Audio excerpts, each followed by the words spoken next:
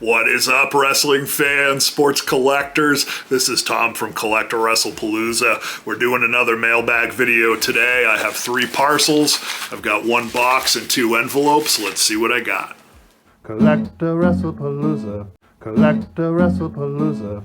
Today we're going to start with the box. It doesn't say media mail. It was sent priority mail in this small flat rate box. I always think people use these boxes because they're free from the post office, even though you end up paying more in postage if you use it.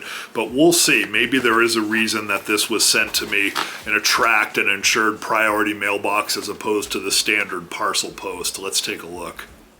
So there's a small bubble wrapped thing inside of the box. It looks like it could be a card. You know what? I think I know what this is. I think this might be my ECW card. And if that's the case, I'm glad that they took a little extra care in packaging it because it is very, very rare. You never see them on auctions, and I happened to find a seller that was selling a Shane Douglas and a Pitbulls card. I bid on both of them and only won the Pitbulls one, and I think that's what this is. Indeed. This is the Pitbulls, number 1 and 2. This is an ECW card from Japan. It's very, very hard to find ECW cards. The seller packaged this up really nice, considering the rarity of it.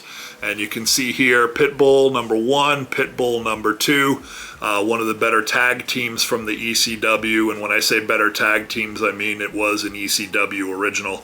Of course, the Dudley Boys and tag teams like that also came out of the ECW. But the Pitbulls were synonymous with that brand.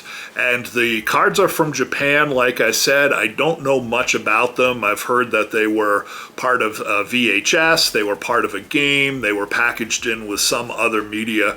If you do know the history of these cards, please leave comments. But what I can tell you is they are rare, and more so than that, it is very hard to find cards that are specifically ECW cards. People tend to pass around the Bash at the Beach and the Brawler cards, and what those are is those are the cards that were included with the action figures. They are not standalone trading cards. They are very popular and they're great, don't get me wrong, but finding an ECW branded card in and of itself that's not related to the WWE or the post-acquisition is, again, very, very scarce. If you can find one, you might want to grab it at any price because you might not see it again, which is why I grabbed this one. ECW card, the Pitbulls, Pitbull number 1, Pitbull number 2. You can see the back of the card is all in Japanese. Does have an action shot.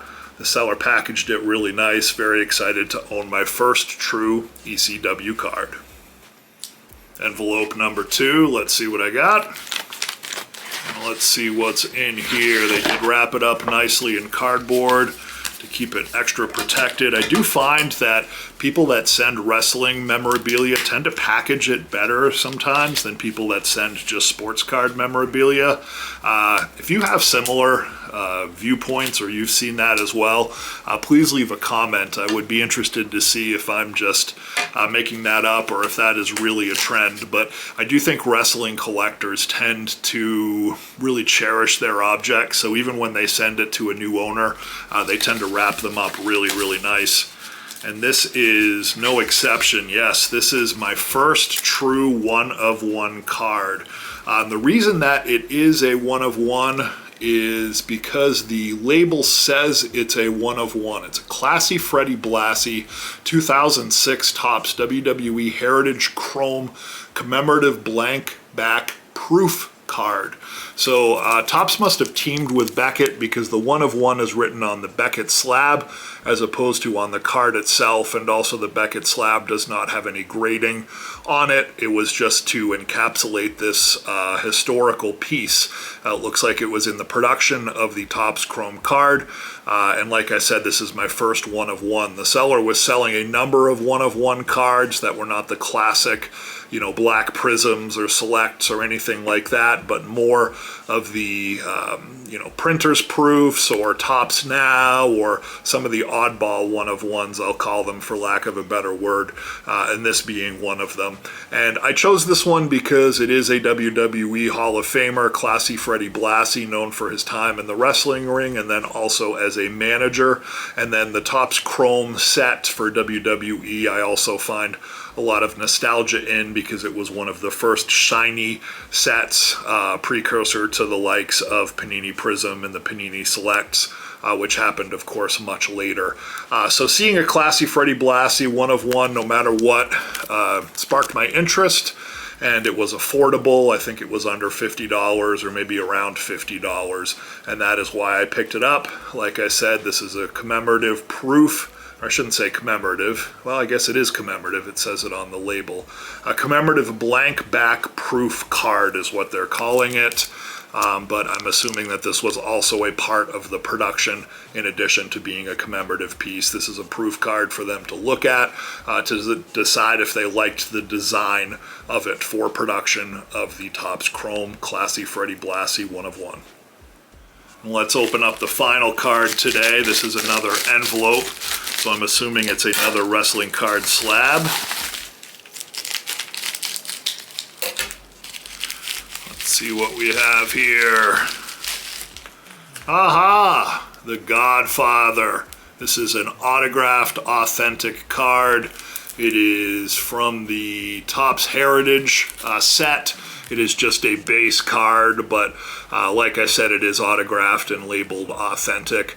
I do like the Beckett slabs for autographs, particularly this one was somewhat of a color match. The label matched the signature, and I just found the eye appeal to be there, which is why I picked it up.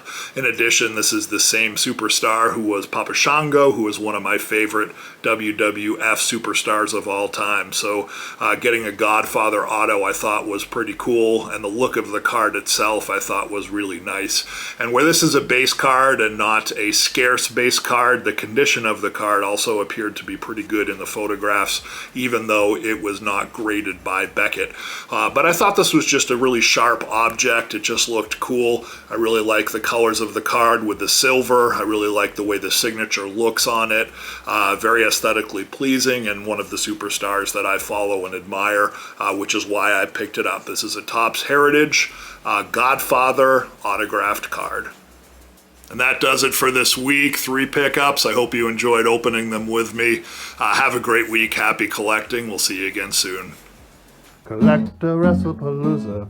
CollectAWrestlePalooza.